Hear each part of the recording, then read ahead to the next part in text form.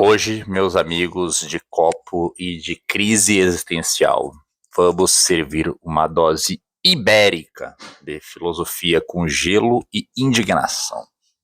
Nosso convidado de honra é José Ortega y Gasset, um espanhol que parecia ter nascido velho, lúcido e levemente enraivecido com a mediocridade humana. Um sujeito que misturava jornalismo, filosofia e política como se estivesse preparando uma sangria de lucidez. Ortega y Gasset nasceu em 1883 em Madrid, no seio de uma família da elite cultural espanhola. Desde cedo, o menino Ortega não queria apenas entender o mundo, ele queria sacudi-lo até que todas as ilusões caíssem no chão. Sua obra mais célebre, A Rebelião das Massas, de 1930. Um texto que não é só um diagnóstico da modernidade, mas um verdadeiro tapa na cara da arrogância democrática, do otimismo tecnológico e da ilusão de progresso contínuo. O Ortega não era um reacionário, muito menos um aristocrata nostálgico querendo restaurar o absolutismo. O que ele enxergava e denunciava era o surgimento de um novo tipo humano, o homem-massa. O homem-massa, para o Ortega, é aquele que vive sem consciência da complexidade da civilização. Ele se aproveita das conquistas da técnica, da ciência, da democracia, mas sem entender ou valorizar o esforço histórico que essas conquistas exigiram. É o sujeito médio, satisfeito, opinativo mas raso, consome cultura sem digerir, que julga saber tudo porque lê um tweet, porque lê um story, que se revolta mas não estuda, que quer direitos mas rejeita responsabilidades. É o filho da modernidade que acredita que a sua opinião vale o mesmo que o conhecimento acumulado de séculos. Ortega via nele um risco civilizacional, o triunfo da ignorância autoconfiante sobre o saber humilde. Mas o Ortega não resume a crítica das massas. Seu projeto filosófico é mais profundo, é um pouco mais abrangente. Ele desenvolve uma proposta chamada raciovitalismo, uma espécie de ponte entre a racionalidade moderna e a vitalidade existencial. Para ele, a razão sozinha não dá conta da vida.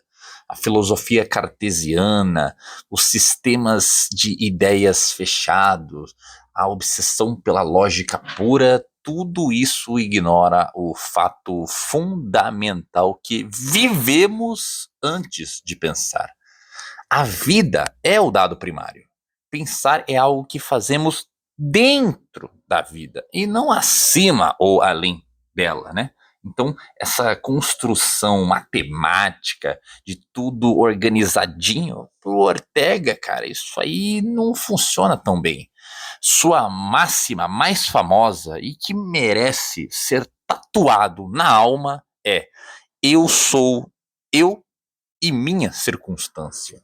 Não existe sujeito isolado, não existe cogito flutuando no vácuo, né? O cogito ergo sum, um sujeito que é totalmente pensante, né? No vazio, que contempla toda a realidade de forma neutra, né? Todo pensamento nasce imerso num tempo, num espaço, numa cultura, num drama. O eu não é uma mônada, né? Não é uma construção fechada. É um ser situado. E a filosofia tem que partir desse chão concreto. A vida tal como é vivida. Por isso o Ortega se opõe tanto ao idealismo puro quanto ao materialismo mecânico.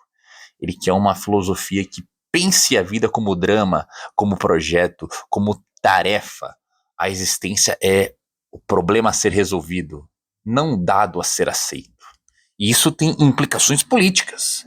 Ortega acreditava que as elites tinham abandonado o seu papel formador, que a educação havia sido reduzida a um mero diploma, que a política virara espetáculo, que o homem-massa estava à deriva, gritando, mas sem direção. Provavelmente, se ele visse o Twitter, né, o X, se ele visse o Instagram, grupos de WhatsApp, o Reddit, teria um AVC conceitual. Mas o Ortega ainda acreditava que havia possibilidade de reação, que era possível cultivar uma minoria seletiva. Não no sentido elitista de sangue azul e torre de marfim, mas no sentido ético e intelectual. Gente que estuda, gente que pensa, que assume o peso da civilização. No fim das contas, Ortega y Gasset nos dá um alerta. A civilização é frágil. Ela precisa ser cuidada, compreendida, cultivada. Não há almoço grátis, nem na política, nem na economia, nem na cultura, muito menos na nossa existência. Se a gente deixar, o homem massa toma conta, pinta tudo de cinza e chama isso de liberdade, modernidade e progresso.